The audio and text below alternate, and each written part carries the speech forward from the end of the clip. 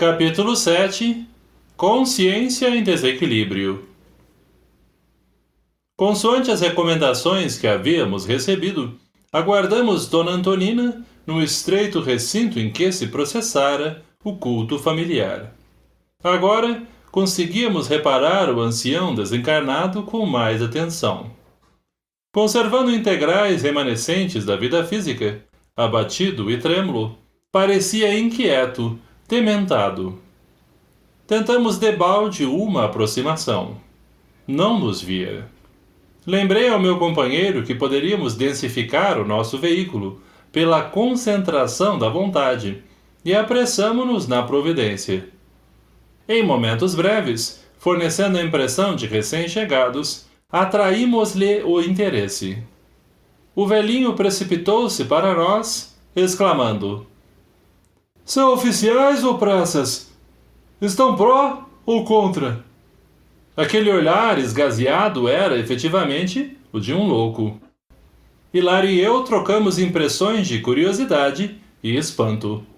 E, antes que nos pronunciássemos, começou a chorar convulsivamente, acentuando: "Quem trouxe aqui a ideia de perdoar? Em que ponto me situaria na questão? Devo perdoar ou ser perdoado? Não entendo a necessidade de discussão acerca de um assunto como esse entre fraca mulher e 3 crianças. Comentários dessa natureza devem ser reservados para pessoas aflitas como eu, que trazem um vulcão no centro do crânio." Assim dizendo, alteraram-se-lhe as feições fisionômicas. Afigurou-se-nos mais distante da realidade, mais inconsciente. Gritando quase, continuou: "Tudo teria sido modificado se me houvessem facultado o encontro com o novo generalíssimo. Sua Alteza compreender-me-ia a situação. Era propósito do Marechal requisitar-me para seu serviço exclusivo. Entretanto, por influência do meu miserável perseguidor, sofri transferência injusta." Nosso inesperado amigo vasculhou com os olhos os recantos da sala, qual se temesse a presença de alguma testemunha invisível, e prosseguiu: "Ouçam, porém, o que lhes digo. Ele não somente pretendia afastar-me dos favores do Marechal doente, mas planejava furtar-me a mulher. Lola Ibahuri. Como não haveria de querê-la com a paixão que me inspirou? Por que teria eu de seguir para fecho dos morros? O intento de me prejudicarem era evidente. Sem dúvida, fui constrangido a sair, mas não fui além de Taquaral. O general Polidoro não me abandonaria. Devia regressar a Luque e regressei. O infame Esteves, contudo, agira sem descansar. Além de assaltar-me os direitos de enfermeiro no quartel-general, desviara a atenção de Lola. A formosa Ibahuri não mais me pertencia. Entregara-se ao amigo desleal. Nossa pequena chácara de laranjeiras e nosso jardim estavam esquecidos. Quem disse que não me sacrifiquei na aquisição da encantadora casinha, por mim confiada à pérfida mulher? Durante um mês longo e terrível, suspirei pelo retorno aos carinhos dela. Quando tornei ao lar, naquela estrelada noite de maio, encontrei-a nos braços do traidor. Lola tentou desculpar-se, mas surpreendi-os juntos. Quis vingar-me, de imediato, espetando-o com meu punhal. Todavia, as tropas deixariam a cidade daí a 3 dias, e o meu inimigo, que se esgueirava na sombra ante a minha aproximação, deu-se pressa em viajar a serviço no rumo de Itaúgá. O ódio passou a dominar-me, enceguecendo-me. Encontrá-lo-ia em alguma parte, abraçá-lo-ia com a mesma cordialidade fingida com que me abraçara pela primeira vez, e arrancar-lhe-ia a vida. Assim fiz. Aparentei ignorar a realidade e busquei-o sorrindo, e sorrindo envenenei-o. Creiam, contudo, que somente me abalancei a semelhante ato porque ele era impudente, libertino, cruel. Assassinar-me-ia se eu não tivesse o arrojo de liquidá-lo. Fez breve pausa e, em seguida, ajoelhando diante de nós, passou a clamar de novo em alta voz. Oh, para mim, estou certo de que pratiquei a justiça, mas este homem realmente não me abandona. Lutei tanto, casei, me organizei grande família, devotei-me à religião, desfrutei os benefícios dos santos sacramentos e admiti que tudo estivesse amplamente solucionado. Entretanto, depois de retirar-me do corpo físico, sob a imposição da velhice e da enfermidade, longe de encontrar o céu que parece cada vez mais distante de mim, reconheço que este homem continua a perseguir-me por dentro. Faz muitos anos que me despedi dos ossos fatigados e perambulo, aflito e infeliz, carregando o inferno dentro de mim. A princípio, procurei o sepulcro na esperança de soerguer meus restos e, escondendo-me neles, esquecer. Compreendendo, porém, que meu desejo era de todo frustrado, fugi para sempre do lugar que me asila os despojos e devoro ruas e praças, buscando autoridades que me socorram. Depois de passar as mãos pelo rosto, enxugando as lágrimas, continuou. Ó senhores, por quem são? Ainda mesmo que o meu erro fosse tão clamoroso assim, tanto tempo de convívio com esse monstro, a fitar-me, imperturbável, não bastaria a expiação que me compete ao resgate? Se eu confessasse o crime e me demorasse por menos tempo no cárcere, não estaria redimido diante dos tribunais? Sentindo que algo nos caberia dizer a Kisa de consolo, afaguei-lhe a cabeça branca e falei, tentando ser gentil. Acalme-se, meu irmão. Quem de nós não terá desacertado no caminho da vida? Sua dor não é única. Também nós trazemos o espírito pejado de aflitivas recordações. As lágrimas de desesperação desajudam a alma. Pelas citações que ouvíramos, percebi que o nosso interlocutor se reportava ao tempo da Guerra do Paraguai e, buscando penetrar o labirinto de suas palavras que estabeleciam ligação do passado com o presente, indaguei. A que novo generalíssimo se refere? Ah, ignoram? E, dando-nos a ideia de quem vivia profundamente arraigado a particularidades do pretérito, aduziu. Recordo-me com precisão. Sim, a proclamação dele era de 16 de abril.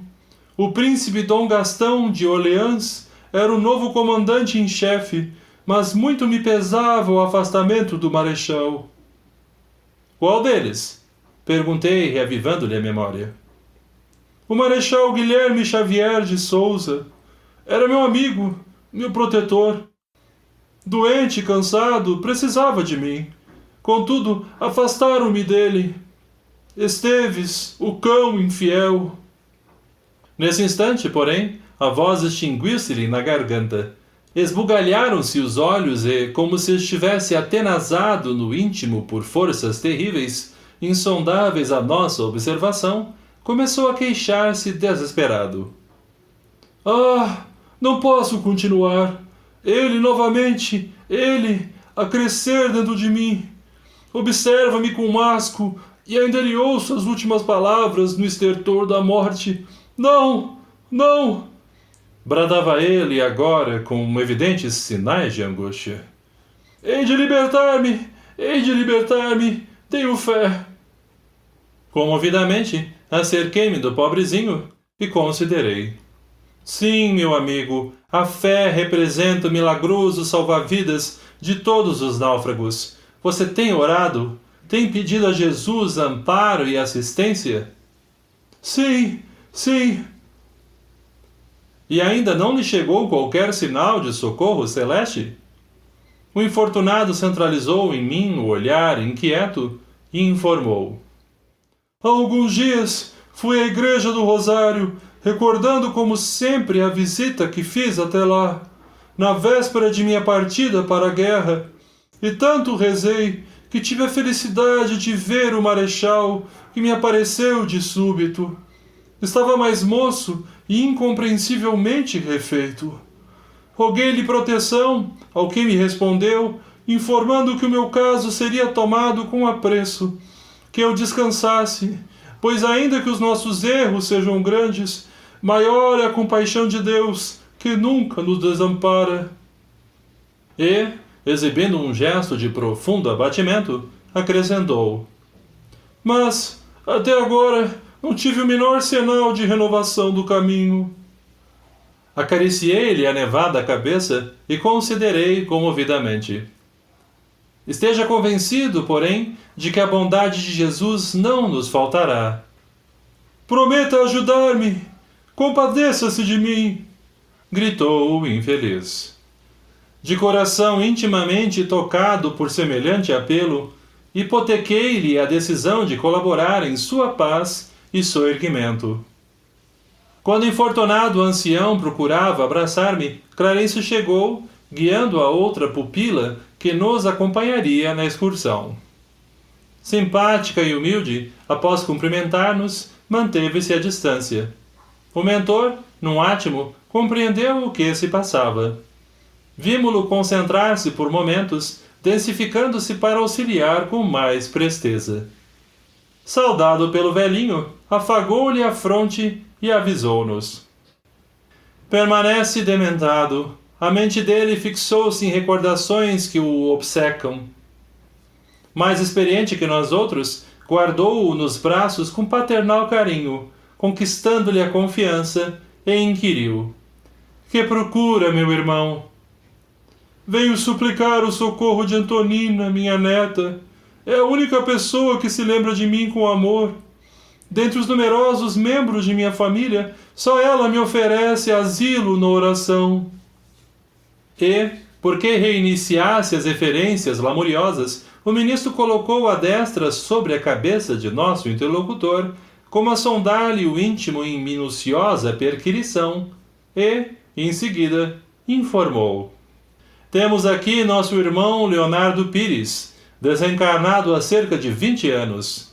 Quando jovem, foi empregado do Marechal Guilherme Xavier de Souza e hoje conserva a mente detida num crime de envenenamento em que se envolveu, quando integrava as forças brasileiras acampadas em Piraju, no Paraguai.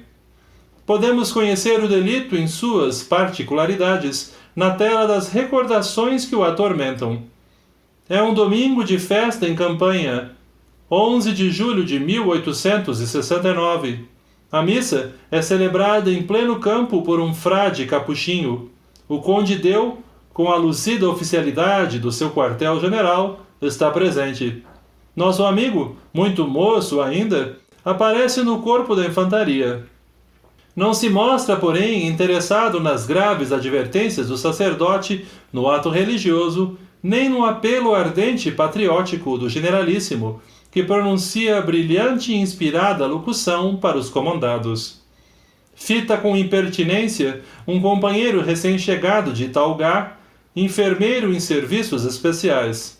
É José Esteves, irrequieto brasileiro, de olhos escuros e inteligentes, de garboso porte, com os seus 30 anos bem feitos.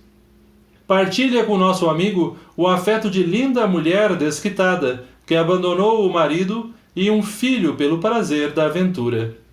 Pires, o irmão que observamos, inconformado com os favores da criatura amada para com o patrício que ele odeia, finge ignorar-lhe a situação e insinua-se maneiroso e gentil.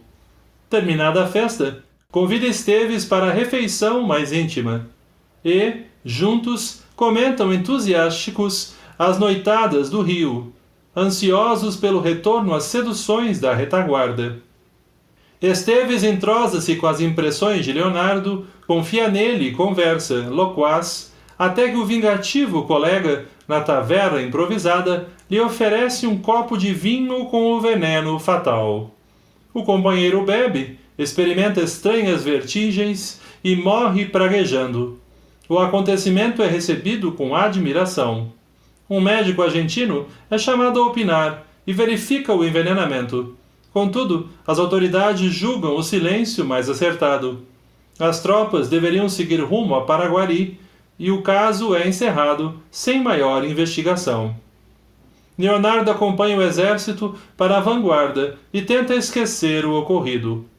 Convive ainda com a requestada mulher por mais algum tempo, mas, de regresso à terra natal, desinteressa-se dela e casa-se no Brasil, deixando vários descendentes. Desencarna valetudinário. Todavia, no leito de morte, reconhece que a lembrança do crime lhe castiga o mundo interior. Ouvida quase todos os demais episódios da existência para centralizar-se apenas nesse. José Esteves já reencarnou, demorando-se agora em outros setores de luta, mas Leonardo Pires vive com a imagem do assassinado que se revitaliza cada dia na memória dele, ao influxo das sugestões da própria consciência que se considera culpada. Como vemos, é a lei de causa e efeito a cumprir-se natural. Nesse instante, porém, Antonina, em seu veículo sutil, surgiu à porta da câmara em que o seu corpo dormia, vindo ao nosso encontro.